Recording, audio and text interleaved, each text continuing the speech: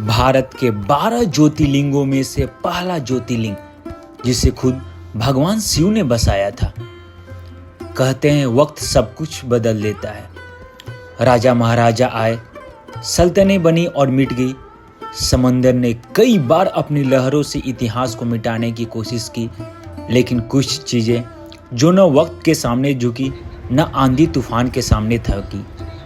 यह कहानी है आस्था की, यह कहानी है अडिग विश्वास की, यह कहानी है सोमनाथ मंदिर की। भारत के गुजरात की सौराष्ट्र के किनारे बसा ये दिव्य धाम न जाने कितनी बार टूटा, कितनी बार उजड़ा, लेकिन हर बार और भी भव्य होकर खड़ा हो गया। इतिहास कहता है कि महमूद गजनी से लेकर औरंगजेब तक कई आक्रमणकारियों ने इस मंदिर को ध्वस्त करने की कोशिश की, लेकिन भगवान शिव के इस धाम को मिटा पाना किसी के भी बस में नहीं था। पुरानी कथाओं के अनुसार चंद्रदेव ने अपने गुरुओं के श्राप से मुक्त पाने के लिए तपस्या की थी। भगवान शिव ने प्रसन्न होकर उन्हें मुक्त किया और इसी जगह पर प्रकट हुए जगमगाते ज्योतिर्लिंग के रूप में। तभी से इसे कहा जाता है सोमनाथ। सोम यानी चंद्रमा का स्वामी।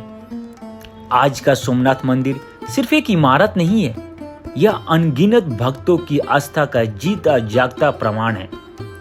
त्रिकाल चक्र में लिप्त समुद्र की लहरों के बीच में अडिग खड़ा सोमनाथ न सिर्फ इतिहास का गवाह है, बल्कि यह भविष्य को भी प्रेरित करता है। सोमनाथ में हर दिन हर घंटे भक्तों की भीड़ उमड़ती है। मंदिर के इस पवित्र धाम में प्रवेश करने से पहले आपको अपनी सारी दुनियावादी चीजें छोड़नी पड़ती है। मोबाइल, कैमरा, बैग, यहाँ तक कि आपकी पानी की बोतल भी बाहर रखना पड़ता है।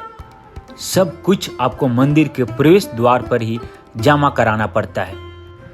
उसके बाद सिक्योरिटी चेकिंग के लिए मेल एंड फीमेल दोनों की अलग अलग लाइनें लगती है और यहाँ प्रवेश करते ही ऐसा लगता है जैसे आपने अपने सारे बंधन बाहर छोड़ दिए हों और सिर्फ आप श्रद्धा और विश्वास के साथ भगवान शिव के सामने खड़े हो रहे हो। मंदिर तक पहुंचने के लिए आपको थोड़ी सी पैदल यात्रा करनी होती है। यह यात्रा छोटी होती है, लेकिन हर एक कदम के साथ आपके मन में एक अजीब सी शांति भर जाती है। समंदर की हल्की हल्की ठंडी हवाएं आपको भीतर तक छू जाता है। सोमनाथ मंदिर के चारों तरफ से खुला हुआ है। यहाँ न कोई ऊंची दीवारें हैं, न कोई सीमाएं। यहाँ से आपको सीधा अरब सागर की लहरें को देख सकते हैं, जैसे खुद भगवान शिव ने अपने धाम को प्रकृति की गोद में बसाया हो। यहाँ आप जितना चाहें, जितना देर चाहें इस खुले वातावरण में बैठ सकते हैं। समंदर की लहरों के साथ आप बातें कर सकते हैं या बस चुपचाप इस दिव्यता को महसूस कर सकते हैं। क्या आप जानते हैं सोमनाथ मंदिर के ठीक सामने एक एरो पिलर यानी बाण स्तंभ है, जिस पे लिखा है समुद्र के इस पार दक्षिण ध्रुव तक सीधी रेखा में कोई भूभाग्य नहीं है। यानी कि इस मंदिर से लेकर दक्षिणी ध्रुव तक यानी कि अंटार्कटिका तक कोई भी धरती का टुकड़ा नहीं है। सोचिए, हजारों साल पहले इस स्थान का चयन इतना सटीक कैसे किया गया होगा। सोमनाथ सिर्फ एक जगह नहीं, यह एक एहसास है जहां आप अपने सारे दुख, सारी चिंताएं छोड़ सकते हैं। यहां आकर लगता है वाकई भगवान यही कहीं है, एकदम करीब हमारे साथ। जहां मंदिर खत्म होता है वहीं से शुरू होता है एक अनंत यात्रा का अनुभव। अरब सागर की लहरें जब मंदिर के चरणों में आती हैं तो ऐसा लगता है मानो पूरा ब्रह्मांड भगवान शिव के चरणों में नतमस्तक हो गया है।